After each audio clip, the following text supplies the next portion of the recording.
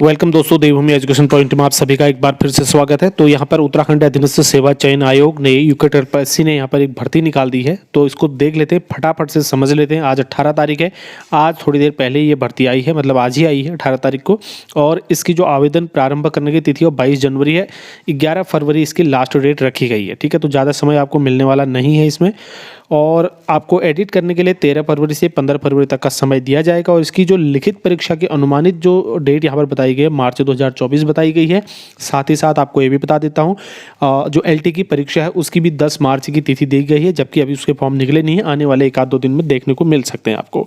ठीक है, तो इसको फटाफट से देख लेते हैं। ज़्यादा डिस्कस नहीं करूँगा, जो मेन चीज़ है उन पर ही हम बात करेंगे। ठीक है, कुछ 2-3 चीज़ें मैंने आपको बता दी हैं, बाकी चीज़ें सारी परीक्षाओं में सेम रहती हैं। अब देखिए, यहाँ पर समूह ग के अंतर्गत युवा कल्याण और प्रांतीय रक्षक दल विभाग में व्यायाम प्रशिक्षक के 59 पदों पर जो है ये भर्ती आई हुई है। ठीक है, इसमें आप देखेंगे व्यायाम प्रशिक्षक के एक रिक्त पद अर्थात कुल 60 रिक्त पदों पर सीधी भर्ती के द्वारा ये चयन ऑनलाइन प्रक्रिया के द्वारा होना है। मतलब ऑनलाइन आवेदन पत्र आपको दिए गए हैं, आपको ऑनलाइन ही ये फॉर्म भरे जाने हैं। इसके मेन सबसे पहले हम पदों का स्वरूप देख लेते हैं, पदों की संख्या देख लेते हैं, ये सारी चीज़ें डिस्कस कर लेते हैं। आपको पता है दोस्तों, व्यायाम प्रशिक्षक की ये आई हुई है। ठीक है, तो इसमें मैंने आपको पदों की संख्या बता दी थी। 59 पद इसमें रहने वाले। अनुसूचित जाति के लिए, एससी के लिए इसमें 15 पद हैं। ठीक है, जिसमें से आप बाकी महिला वगैरह के लिए भी देख सकते हैं। आगे अनुसूचित जनजाति एसटी के लिए 3, ओबीसी की 10 हैं, ईडब्ल्यूएस की 5 है, सामान्य की 26 हैं। कुल मिला के यहाँ पर 59 पद जो है रहने वाले हैं। ठीक है, तो अब यहाँ पर 59 पद यहाँ पर कुल मिला के रहेंगे। तो साथियों, इसमें हम देख लेते हैं वेतनमान और इसके जो लेवल वगैरह है, ये इंपॉर्टेंट चीज़ें इस पर देख लेते हैं। वेतनमान आपको पता है लेवल 5 की जॉब है। एज इसमें जो है 21 वर्ष से लेकर 22 वर्ष तक का इसमें आपकी एज रहने वाली है। और अंशदायी पेंशन युक्त स्थायी अराजपत्रित आपको अनिवार्य शैक्षिक अर्हता जो है सबसे महत्वपूर्ण। ठीक है, तो इसमें अनिवार्य शैक्षिक अर्हता में देखिए, किसी भी मान्यता प्राप्त विश्वविद्यालय से सबसे पहला तो ये शर्त है कि आपका स्नातक, आपकी ग्रेजुएशन होना चाहिए। ठीक है, और उसके बाद दूसरा इसमें ये शर्त है कि एनआईएस पटियाला या फिर उससे संबद्ध अन्य एनआईएस संस्थान से प्रशिक्षण या फिर कोचिंग में डिप्लोमा या लक्ष्मीबाई राष्ट्रीय शारीरिक शिक्षा संस्थान डीम्ड यूनिवर्सिटी ग्वालियर के द्वारा खेल में स्नातकोत्तर यानी कि पीजी डिप्लोमा धारक आपको होना है। मान लीजिए आपके पास ये नहीं है, तो आप क्या है, आपके पास अगर बीपी एड है या डीपी एड है या बीपीई है, ठीक है, तो और निम्न में से कोई एक, उसके साथ ही साथ नीचे दिए गए जितने हैं ख ग, इनमें से कोई एक आपकी होनी चाहिए। जैसे ग्रामीण खेलकूद प्रतियोगिता में राष्ट्रीय स्तर पर आपने प्रतिनिधित्व किया हो, अखिल भारतीय विद्यालय खेल प्रतियोगिता में राज्य के विद्यालय की ओर से राष्ट्रीय स्तर पर प्रतिनिधित्व किया हो, और तीसरा है एक खिलाड़ी के रूप में अंतर विद्यालयी खेल प्रतियोगिता में विश्वविद्यालय की टीम के सदस्य के रूप में आपने प्रतिभाग किया हो। या तो बीपीएड के साथ या डीपीएड या बीपीई के साथ आपको इन तीनों में से कोई एक भी होना चाहिए।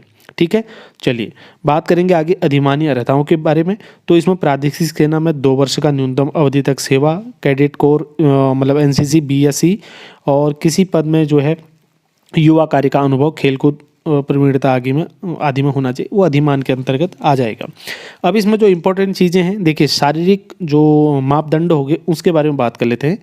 आपकी जो लंबाई होगी दोस्तों, उसमें सामान्य, पिछड़ी, अनुसूचित जाति के अभ्यर्थियों के लिए न्यूनतम जो लंबाई होगी पुरुषों के लिए 165 सेंटीमीटर और महिलाओं के लिए 152 सेंटीमीटर। पर्वतीय क्षेत्र के अभ्यर्थी जो हैं, हिल वाले जो हैं, इनकी 160 सेंटीमीटर लंबाई और महिलाओं के लिए 147 सेंटीमीटर यहाँ पर रखी गई है। अनुसूचित जाति के अभ्यर्थियों के लिए न्यूनतम, अनुसूचित जनजाति एसटी के लिए जो है वो 157.5 सेंटीमीटर और महिलाओं के लिए 147 सेंटीमीटर यहाँ पर रखी गई है। सीने की माप करेंगे तो ये केवल पुरुष अभ्यर्थियों के लिए होता है। जैसे कि आपको पता ही है, जितनी भी आपकी चेस्ट होगी उसमें आपको 5 सेंटीमीटर आपको फुलाना ही पड़ेगा। मान लीजिए किसी की 80 है और उसको फुला के 85 होनी चाहिए। मान लीजिए किसी की 90 है और वो 3 ही सेंटीमीटर फुला पाता तो वो बाहर हो जाएगा। ठीक है, तो यहाँ पर सामान्य, पिछड़ी और अनुसूचित जाति के अभ्यर्थी जो हैं उनके लिए 78.8 सेंटीमीटर बिना फुलाने के बाद जो है आपको 5 सेंटीमीटर फुलानी है तो जोड़ लो। पर्वतीय क्षेत्रीय और अनुसूचित जो जनजाति के अभ्यर्थी उनके लिए 76.3 सेंटीमीटर, फुलाने के बाद आपकी 81.3 सेंटीमीटर होनी चाहिए। अगर बात करेंगे वेट की, तो 45 किलोग्राम आपका वेट होना चाहिए, क्योंकि महिलाओं के लिए चेस्ट नहीं होता, तो उनके लिए यहाँ पर जो है वज़न लिया जाता है, तो 45 किलोग्राम आपका वज़न कम से कम होना चाहिए, तभी आप इसको भर सकते हैं।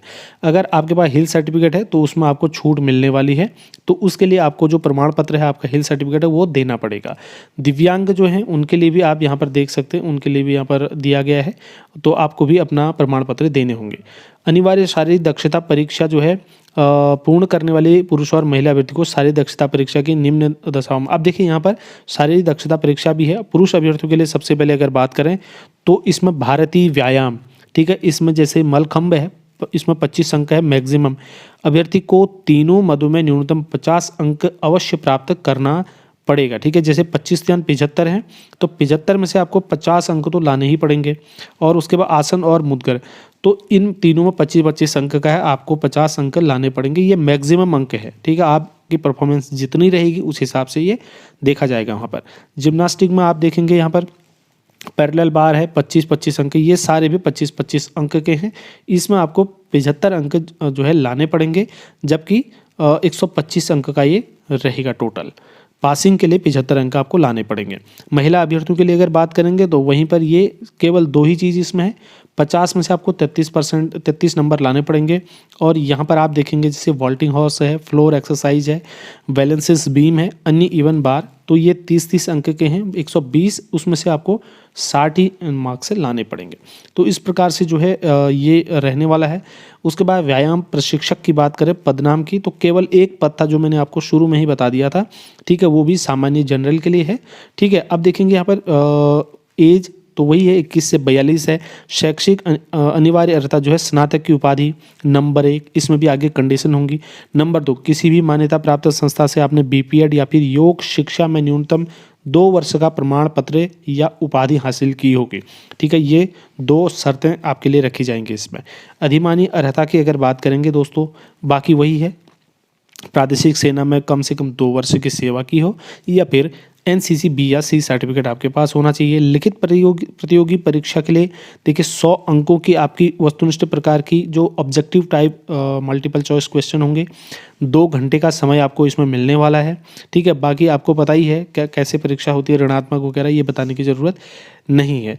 लिखित प्रतियोगी परीक्षा में पास होने के लिए क्या क्या करना पड़ता है, कितने % मार्क्स की ज़रूरत है, ये बताने की ज़रूरत नहीं है, आपको पता ही है। आयु मैंने आपको बता ही दी दोस्तों। इम्पोर्टेंट चीज़ें जो हैं दोस्तों, ठीक है, उसके बारे में आपसे बात करूँगा। बाकी ये मूल निवास प्रमाण पत्र, ये वो सारी चीज़ें आपको पता ही है, ठीक है। अब जो इम्पोर्टेंट चीज़ें हैं वही देखते हैं फटाफट से, और किस में क्या रह गया फटाफट से आगे देख लेते हैं। आप चाहो तो वीडियो को थोड़ा आगे भी बढ़ा सकते हो अगर आपको लग रहा है कि देर हो रही है, ठीक है। तो ऑनलाइन के द्वारा ही ये फॉर्म भरना है। और इसमें फ़ीस का देख लेते हैं। जो शुल्क आपका रहने वाला है वो जो अनरिजर्व्ड है, जनरल है और ओबीसी हैं, उनके लिए 300 रुपये फीस रखी गई है। एससी एसटी और ईडब्ल्यूएस के लिए यहाँ पर 150 रुपये फीस है, 150 रुपये। और दिव्यांगों के लिए 150 रुपये। और जो ऑर्फन हैं, अनाथ बच्चे हैं, उनके लिए कोई फीस यहाँ पर नहीं रखी गई है, ठीक है। और ये सारे निर्देश आप लोग पढ़ लीजिए, उससे पहले ये इसमें किया गया है। बाकी ये पीडीएफ जो है हम वहाँ पर को डाल देंगे अपने टेलीग्राम ग्रुप पे, आप हमारे टेलीग्राम ग्रुप पर ज्वाइन कर सकते हैं साथियों, ठीक है। तो यही इंपॉर्टेंट चीज़ें थी। बाकी यहाँ पर सिलेबस जो है दिया गया है, जो आपकी ये पीडीएफ है उसके लास्ट में सिलेबस दिया गया है। इस सिलेबस के अकॉर्डिंग आप लोग अपनी तैयारी कीजिए। हालांकि 2 महीने का भी समय अब नहीं रहा, तो क्या ही तैयारी होगी, कितनी होगी। बाकी जो आप लोग जुड़े हैं कंटिन्यू काफ़ी समय से कर रहे हैं, तो आप लोगों को इसके बारे में बेहतर पता होगा। तो साथियों यही यहाँ पर बताना था, ठीक है। बाकी कुछ इंपॉर्टेंट चीज़ें आती हैं तो वो भी आप तक ज़रूर पहुँचा दी जाएगी। इस वीडियो में इतना ही है। धन्यवाद। जय हिंद। हमारे साथ बने रहने के लिए।